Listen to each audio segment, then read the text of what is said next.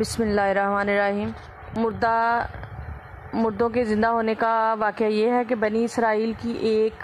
جماعت جو حضرت حزقیل علیہ السلام کے شہر میں رہتی تھی، شہر میں طاعون کی وبا پھیل جانے سے ان لوگوں پر موت کا خوف سوار ہو گیا اور یہ لوگ موت کے ڈر سے سب کے سب شہر چھوڑ کر ایک جنگل میں بھاگ گئے اور وہیں رہنے لگے۔ تو اللہ تعالیٰ کو ان لوگوں کی یہ حرکت بہت زیادہ ناپسند ہوئی، چنانچہ اللہ تعالیٰ نے ایک عذاب کے فرشتے کو اس جنگل میں بھیج دیا، جس نے ایک پہاڑ کی آڑ میں چھپ کر اور چیخ مار کر بلند آواز سے یہ کہہ دیا کہ موتوا، یعنی تم سب مر جاؤ۔ اور اس مہیب اور بھیانک چیخ کو سن کر بغیر کسی بیماری کے بالکل اچانک یہ سب کے سب مر گئے،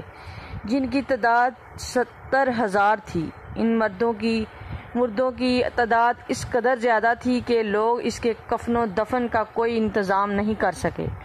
اور ان مردوں کی لاشیں کھلے میدان میں بے گور و کفن 8 دن تک پڑی سڑنے لگی اور بے انتہا تافنوں اور بدبو سے پورے جنگل بلکہ اس کے اطراف میں بدبو پیدا ہو گئی۔ کچھ لوگوں نے ان کی لاشوں پر رحم کھا کر چاروں طرف سے دیوار اٹھا دی تاکہ یہ لاشیں درندوں سے محفوظ رہیں۔ کچھ دنوں کے بعد حضرت حزقیل علیہ السلام کا اس جنگل میں ان لاشوں کے پاس گزر ہوا تو اپنی قوم کے 70,000 انسانوں کی اس موت ناگہانی اور بے گور و کفن لاشوں کی فراوانی دیکھ کر رنج و غم سے ان کا دل بھر گیا۔ آپ دیدہ ہو گئے اور باری تعالیٰ کے دربار میں دکھ بھرے دل سے گڑ گڑا کر دعا مانگنے لگے کہ یا اللہ، یہ میری قوم کے افراد تھے جو اپنی نادانی سے یہ غلطی کر بیٹھے کہ موت کے ڈر سے شہر چھوڑ کر جنگل میں آ گئے۔ یہ سب میرے شہر کے باشندے ہیں، ان لوگوں سے مجھے انس تھا اور یہ لوگ میرے دکھ سکھ کے شریک تھے۔ افسوس کہ میری قوم ہلاک ہو گئی اور میں بالکل اکیلا رہ گیا۔ اے میرے رب، یہ وہ قوم تھی جو تیری حمد کرتی تھی اور تیری توحید کا اعلان کرتی تھی اور تیری کبریائی کا خطبہ پڑھتی تھی۔ آپ بڑے سودے دل کے ساتھ دعا میں مشغول تھے کہ اچانک آپ پر یہ وحی اتر پڑی کہ اے حزقیل علیہ السلام، آپ ان بکھری ہوئی ہڈیوں سے فرما دیجئے کہ اے ہڈیوں، بے شک اللہ تعالیٰ تم کو حکم فرماتا ہے کہ تم اکٹھے ہو جاؤ۔ یہ سن کر بکھری ہوئی ہڈیوں میں حرکت پیدا ہوئی اور ہر آدمی کی ہڈیاں جمع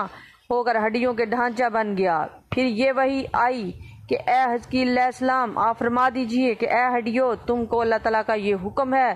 تم گوشت پہن لو۔ یہ کلام سنتے ہی فوراً ہڈیوں کے ڈھانچوں پر گوشت پوست چڑھ گیا۔ پھر تیسری بار یہ وحی نازل ہوئی، اے حزقیل علیہ السلام، اب یہ کہہ دو کہ اے مردو، خدا کے حکم سے تم سب اٹھ کر کھڑے ہو جاؤ۔ چنانچہ آپ نے یہ فرما دیا تو آپ کی زبان سے یہ جملہ نکلتے ہی 70,000 لاشیں دم زدن میں ناگہاں یہ پڑھتے ہوئے کھڑی ہو گئی، سبحانک اللہم و بحمدک لا الہ الا انت۔ پھر یہ سب لوگ جنگل سے روانہ ہو کر اپنے شہر میں آ کر دوبارہ آباد ہو گئے اور اپنی عمروں کی مدت بھر زندہ رہے، لیکن ان لوگوں پر اس موت کا اتنا نشان باقی رہ گیا کہ ان کی اولاد کے جسموں سے سڑی ہوئی لاش کی بدبو برابر آتی رہی، اور یہ لوگ جو کپڑا بھی پہنتے وہ کفن کی صورت میں ہو جاتا تھا، اور قبر میں جس طرح کفن میلا ہو جاتا تھا ایسا ہی میلا پانی ان کے کپڑوں پر نمودار ہو جاتا تھا۔ چنانچہ یہ اثرات آج تک ان یہودیوں میں پائے جاتے ہیں جو ان لوگوں کی نسل سے باقی رہ گئے ہیں۔ یہ عجیب و غریب واقعہ قرآن مجید کی سورہ بقرہ میں خداوند قدوس نے اس طرح بیان فرمایا کہ اے محبوب، کیا تم نے نہ دیکھا تھا کہ انہیں اپنے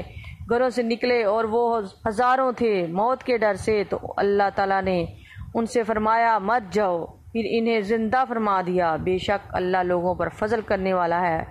مگر اکثر لوگ ناشکرے ہیں۔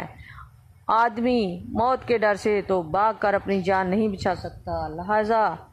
موت سے بھاگنا بالکل ہی بیکار ہے۔ اللہ تعالیٰ نے جو موت مقدر فرما دی ہے وہ اپنے وقت پر ضرور آئے گی، نہ ایک سیکنڈ اپنے وقت سے پہلے آ سکتی ہے اور نہ ایک سیکنڈ بعد آئے گی، لہذا بندوں کو لازم ہے کہ رضائے الہی پر راضی رہ کر صبر و شکر کرتے رہیں۔